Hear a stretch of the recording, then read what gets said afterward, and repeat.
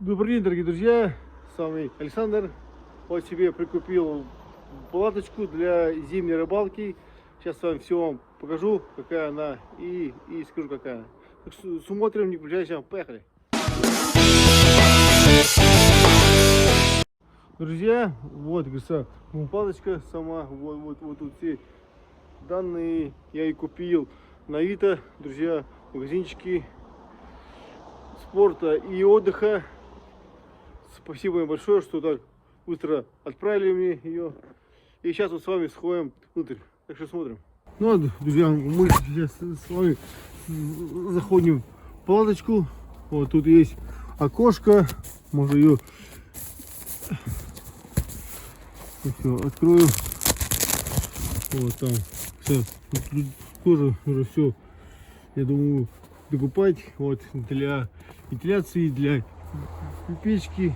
Как бы я понял, это вентиляция, друзья, кармашек, два выхода. Друзья, палатка трехслойная. Как бы сейчас на улице у нас минус 15, холодно. В палатке ни ветра. Как бы, ну все, у меня открыто, как бы, ну, сидеть рыбачить можно. Еще тут скоро мне придет печка, я все тоже покажу и расскажу, друзья. Так что вот такой я себе купил рыболовную палаточку, друзья. В ней можно, если что, потом весной уезжать на природу и сидеть тут с семьей.